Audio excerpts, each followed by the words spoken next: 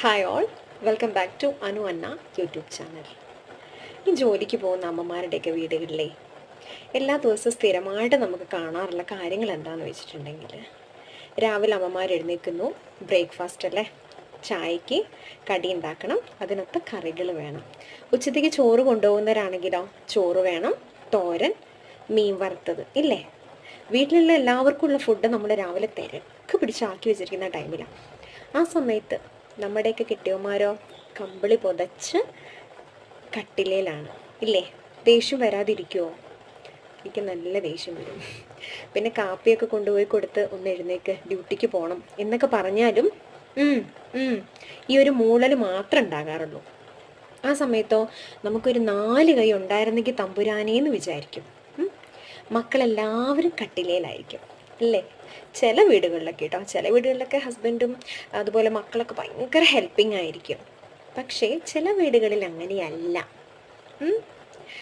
മക്കളൊക്കെ ഓരോ കട്ടിലേലും കമ്പിളിൻ്റെ ഉള്ളിൽ തന്നെയായിരിക്കും. ഇവരെ വലിച്ചെഴുന്നേൽപ്പിച്ച് കൊണ്ടുപോയി ബ്രഷ് ചെയ്യിപ്പിക്കണം.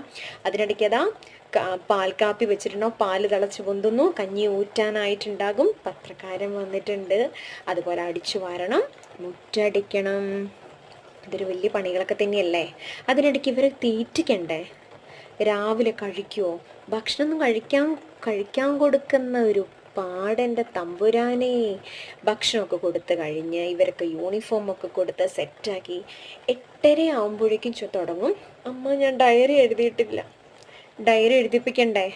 2 അടി പിടിച്ചിട്ട് 2 അടി കൊടുത്താലോ? പിന്നെ ആ കരച്ചിൽ മാറ്റം നമ്മൾ അതിനേക്കാളും പെടാപ്പാട് പെടണം. പിന്നെ എങ്ങനെയാ, ഒരു കഷ്ടപ്പെട്ട് എങ്ങനെയെങ്കിലൊക്കെ എഴുതിപ്പിച്ച് കഴിഞ്ഞ് ബസ്സിൽ കയറാൻ വേണ്ടി നോക്കുമ്പോൾ നമ്മളിപ്പോൾ ബ്രേക്ക്ഫാസ്റ്റ് കഴിച്ചിട്ടുണ്ടാവില്ല. അപ്പോൾ ഹസ്ബൻഡിനൊരു ഡയലോഗുണ്ട്, നിനക്ക് ഇത്ര നേരം എന്തായിരുന്നു പണി? നിനക്ക് വേറെ പണിയൊന്നും ഉണ്ടായിരുന്നില്ലല്ലോ. രാവിലെ ഇരുന്നിട്ട് കുറച്ചൊന്ന് അടിച്ചു വാരി ഒന്ന് വൃത്തിയാക്കി ഇടണം, കുറച്ച് ഭക്ഷണം ഉണ്ടാക്കണം, ഇതല്ലേ നിൻ്റെ പണി. വേറെ ഒരു പണിയും നിനക്ക് ഉണ്ടായിരുന്നില്ലല്ലോ. ഈ ഒരൊറ്റ ഡയലോഗ് പറയണ്ടല്ലോ അല്ലേ. പിന്നീട് ഇത് കേൾക്കുമ്പോഴുള്ള നമ്മുടെ ഒരു മാനസികാവസ്ഥ. തിരിച്ച് ഡ്യൂട്ടിക്ക് പോയി പിന്നെ തിരിച്ചു വരുമ്പോഴും ഇതേ കലാപരിപാടികൾ തന്നെ പിന്നെ ഇല്ലേ.